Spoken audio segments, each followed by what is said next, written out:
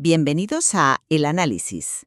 Hoy nos sumergimos en la controversia que rodea las actuaciones del juez Juan Carlos Peinado, específicamente en la instrucción del caso que involucra a Begoña Gómez. La labor de este magistrado ha suscitado una notable atención mediática y críticas considerables desde diversos ámbitos. Así es. La cuestión central que planteamos hoy es, si nos encontramos ante un procedimiento judicial que, con sus complejidades, sí, pero que sigue en curso hasta Aldar para investigar posibles delitos, o si por el contrario existen elementos suficientes para sospechar de una posible instrumentalización de la justicia, con fines políticos, lo que algunos llaman lawfare. Nuestro análisis se basa en un conjunto de informaciones, testimonios y declaraciones públicas recogidas en el material de referencia que hemos examinado, yo creo, detenidamente. Trataremos de exponer las distintas claves interpretativas. Por mi parte, sostendré que, a pesar de la polémica y del considerable ruido mediático, las actuaciones se enmarcan, en esencia, dentro de las competencias y procedimientos judiciales habituales. Y yo, en cambio, expondré las razones por las que considero que hay indicios serios y acumulados, además de una actuación judicial que se aparta de la normalidad procesal.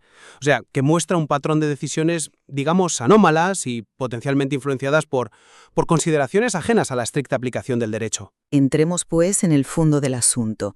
Desde mi perspectiva, es fundamental partir de un principio básico: la obligación de investigar. Cualquier investigación judicial arranca a partir de indicios o denuncias.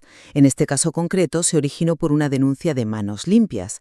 Es cierto que posteriormente se ha cuestionado mucho su origen, basado al parecer exclusivamente en recortes de prensa, y la propia Fiscalía Europea ha señalado defectos.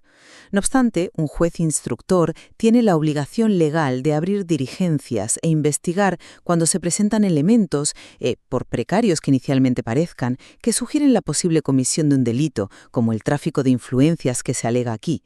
Las idas y venidas procesales, los cambios de enfoque, incluso decisiones que posteriormente son corregidas o revocadas por instancias superiores como la Audiencia Provincial, forman parte a menudo del desarrollo normal de una instrucción penal compleja. A medida que avanza, puede surgir nueva información, pueden reevaluarse indicios, se toman decisiones procesales que luego se reconsideran. Si bien entiendo que existan críticas sobre aspectos concretos o sobre el punto de partida, Ignacio Escolar llegó a mencionar que algunas noticias iniciales contenían umbulitos o directamente falsedades.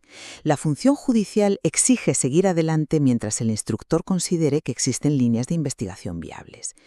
Mi enfoque es diferente. Defiendo que la labor judicial requiere independencia y que las decisiones, aunque puedan resultar impopulares o generar controversia, deben fundamentarse en la ley y los indicios disponibles en cada fase.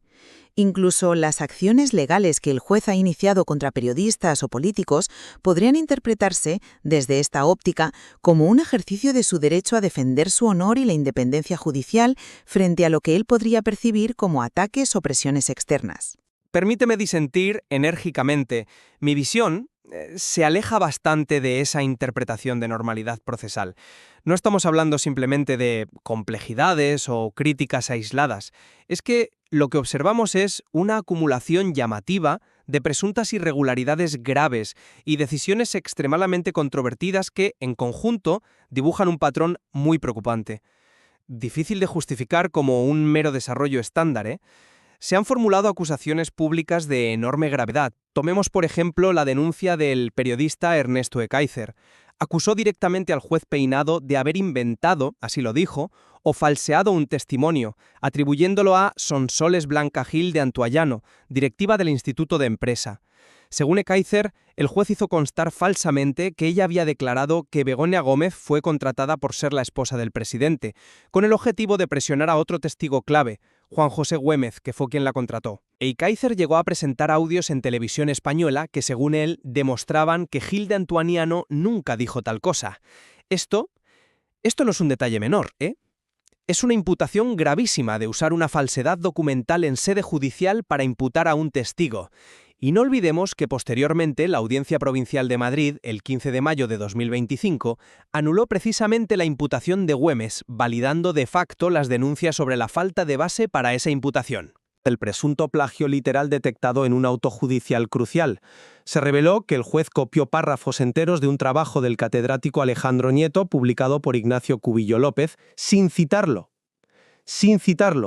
para fundamentar la acumulación de delitos, o sea, agrupar diferentes cargos bajo la misma causa y, crucialmente, justificar la competencia de un jurado popular, es decir, que el caso fuera juzgado por ciudadanos legos en derecho, una decisión con enormes implicaciones procesales. Incluso se comentó que este plagio fue detectado usando herramientas de inteligencia artificial. Juristas respetados, como el exjuez Baltasar Garzón, han calificado públicamente esta instrucción de errática y prospectiva, señalando que cambia de objeto sin base sólida y avanza sin indicios fuertes, coherentes y contundentes. Y luego está el factor temporal. El timing de ciertas decisiones clave ha coincidido de forma sorprendente con momentos políticos muy sensibles como viajes del presidente Sánchez o periodos preelectorales, un patrón que también ha destacado Ignacio Escolar. Finalmente, la batería de querellas y demandas de conciliación interpuestas por el propio juez Peinado contra periodistas críticos, Ekaizer, Antón Losada, políticos, Óscar Puente, Marlaska, Pablo Iglesias e incluso contra RTV, reclamando indemnizaciones muy cuantiosas. Se habla de hasta 120.000 euros a Ekaizer y a Iglesias RTV. Más que una defensa del honor, parece una estrategia de intimidación para silenciar las críticas.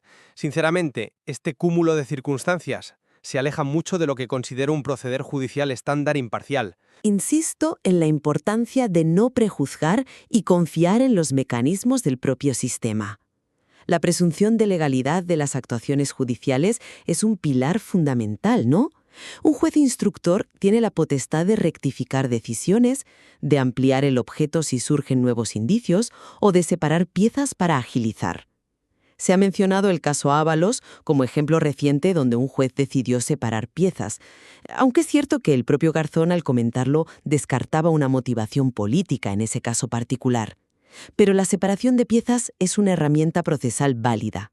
Y lo más importante, las decisiones de un instructor no son inamovibles, están sujetas a recurso y revisión por instancias superiores. El hecho de que la Audiencia Provincial anulara la imputación de Güémez, que tú mencionas, como indicio de irregularidad, yo lo interpreto precisamente como una prueba de que el sistema de garantías funciona. Ya. Permite corregir posibles errores de interpretación o aplicación de la ley. Si hubo un error en esa decisión concreta, fue detectado y corregido por el Tribunal Superior.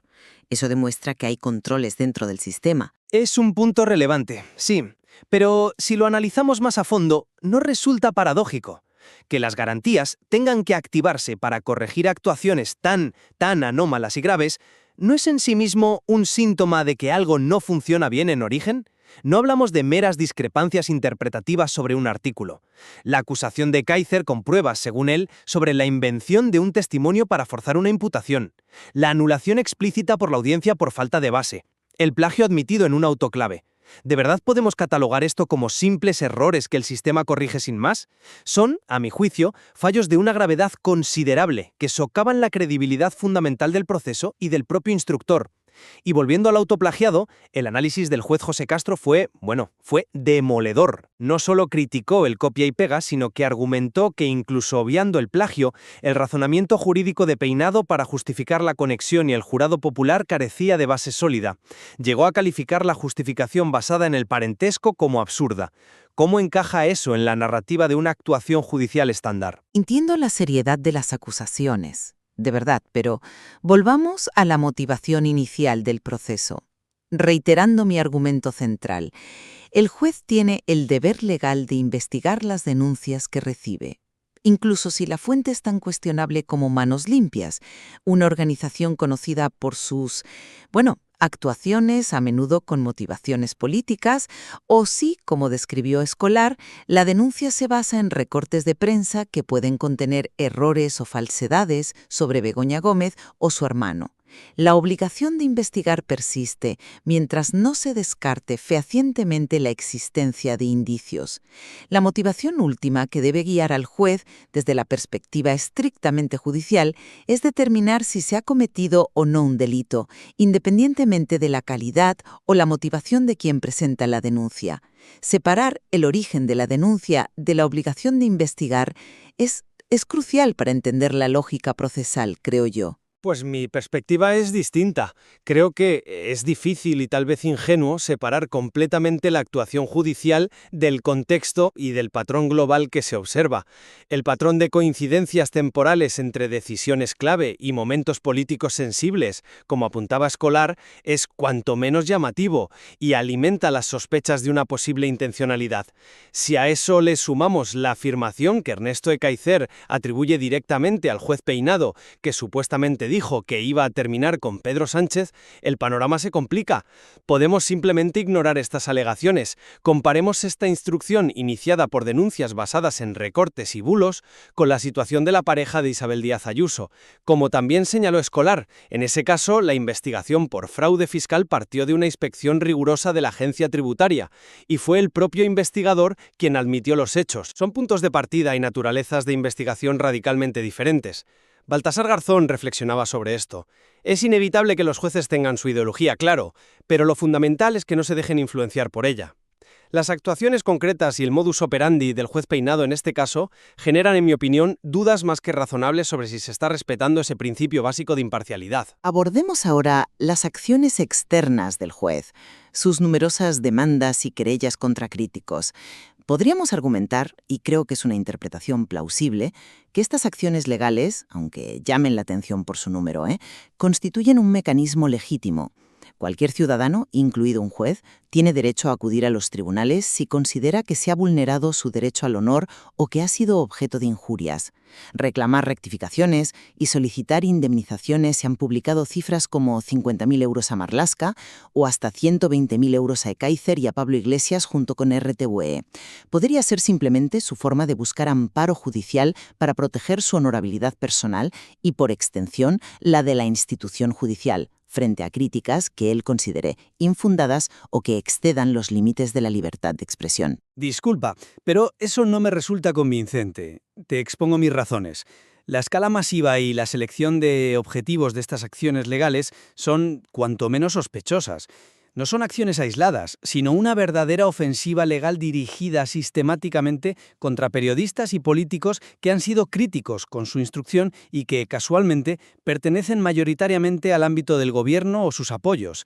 Más que una defensa legítima y proporcionada del honor, esto sugiere una estrategia calculada, deliberada, diría yo, para intentar acallar las críticas, para generar un efecto disuasorio, el famoso chilling effect, sobre cualquiera que se atreva a cuestionar públicamente su labor. La ironía que circulaba entre algunos analistas sobre si el juez se estaba montando un plan de pensiones a base de indemnizaciones, aunque sea una forma de hablar, refleja precisamente esa percepción extendida de que podría haber una motivación distinta a la mera defensa del honor detrás de esta inusual hiperactividad litigadora. Pasando al último punto clave, el incidente del copia y pega en el auto. Reconozco sin ambajes que copiar texto ajeno sin la debida atribución en una resolución judicial es una práctica absolutamente inaceptable y éticamente reprobable. El propio juez Castro la calificó de vergüenza, y con razón. Sin embargo, intentaría distinguir, si es posible, entre la forma y el fondo. Cabe la posibilidad de que, a pesar de la forma manifiestamente incorrecta y bochornosa, el argumento jurídico de fondo sobre la conexidad de los delitos, la razón para agruparlos ante un jurado, amparándose en la Ley 41/2015, pudiera tener alguna base interpretable dentro del marco legal, aunque la ejecución y la justificación formal hayan sido, desastrosas.